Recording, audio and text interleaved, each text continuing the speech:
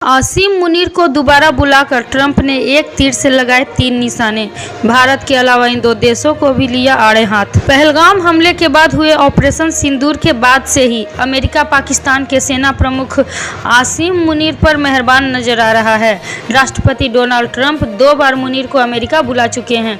Trump की शरण में आने के बाद मुनीर ने भारत पर परमाणु हमले की धमकी दी है। जस्टिस वर्मा को हटाने की प्रक्रिया शुरू। स्पीकर ने महाभियोग प्रस्ताव पर बनाई कमेटी। इलाहाबाद हाईकोर्ट के जस्टिस यशवंत वर्मा के खिलाफ महाभियोग की प्रक्रिया शुरू करने का ऐलान लोकसभा में स्पीकर ओम बिरला ने कर दिया है। उन्होंने जस्टिस यशवंत वर्मा के खिलाफ आरोपों की जांच के लिए 3 सदस्यीय समिति के गठन का भी ऐलान किया है। जस्टिस वर्मा के दिल्ली स्थित आधिकारिक आवास पर इसी साल मार्च में जली हुई नकदी के बड़े ढेर मिले थे। 10 बड़ी और 13 छोटी नदियों में उफान से बिहार में हाहाकार।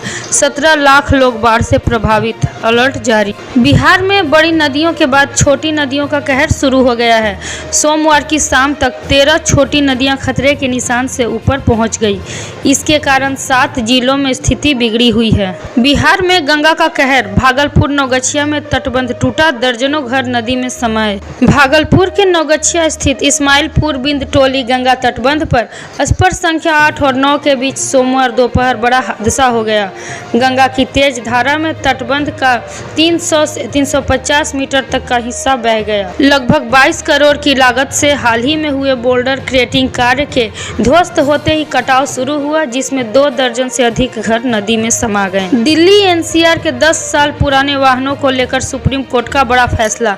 कार्रवाई पर लगाई रोक। सुप्रीम कोर्ट ने एक आदेश जारी करके 10 और 15 साल पुरानी गाड़ियों के खिलाफ कार्रवाई पर रोक लगा दी है।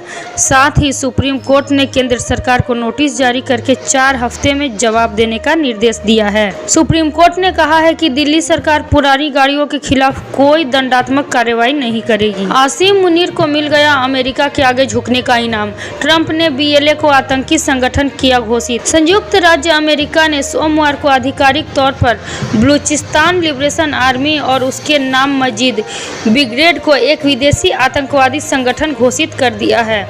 मजीद ब्रिगेड को बीएलए के पिछले विशेष रूप से नामित वैश्विक आतंकवादी वर्गीकरण में एक छठा नाम के रूप में भी जोड़ा गया है। बिहार में बाढ़ का तांडव। 17 लाख से ज्यादा लोग प्रभावित। गंगा की उफनती लहरों में समाये कई मकान। बिहार में एक बार फिर गंगा नदी ने अपने रौद्र रूप में है, जिससे कई गांवों को तबाही के कगार पर लाकर खड़ा किया है। भारी बारिश और नदी के बढ़ते जल स्तर के कारण बक्सर से लेकर भागलपुर के कई जिलों में बाढ़ की स्थिति भयावह हो गई है, जिस वजह से गंगा की तेज धार में कम से कम 30 घर मकान बह गए और 22 करोड़ रुपए की लागत से बना इस्माइलपुर बिंद टोली गंगा तटबंध भी बाढ़ की भेंट चढ़ गया। ट्रंप ने की पाकिस्तान की मुराद पूरी। Blue liberation army. अमेरिका ने पाकिस्तान की मुराद पूरी करते हुए बलूचिस्तान लिबरेशन आर्मी को आधिकारिक तौर पर विदेशी आतंकवादी संगठन घोषित कर दिया है।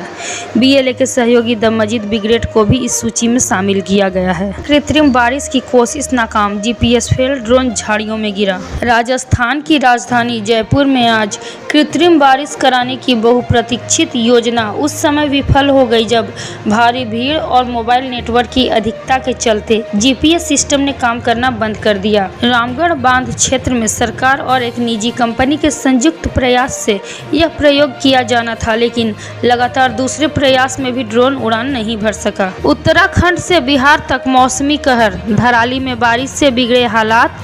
नौगछिया में बाढ़ बनी आफत। बाढ़ से पहाड़ से लेकर मैदान तक हाहाकार मचा हुआ है। उत्तराखंड में फिर बारिश का दौर जारी है। वहीं उफनती नदियां मैदानी इलाकों में भी जबरदस्त तबाही मचा रही है। यूपी के कई जिले बाढ़ की चपेट में है। वहीं बिहार में हालत बेहद खराब है। पहले निर्वासन फिर अपील। अब यूके का भारत को झटका। 15 देशों की लिस्ट में किया शामिल। ब्रिटेन सरकार ने झटका देते हुए भारत को उन देशों की लिस्ट में शामिल कर लिया है जिसके नागरिकों पर पहले निर्वासन फिर अपील की नीति लागू है। 15 देशों की नई सूची में अब भारत का भी नाम जुड़ गया है। इस नीति के तहत अगर कोई भारतीय नागरिक ब्रिटेन में अपराधों के लिए दोषी पाया जाता है तो उसे पहले निर्वासित किया जाएगा, उसके बाद ही उसकी अपील सुनी जाएगी।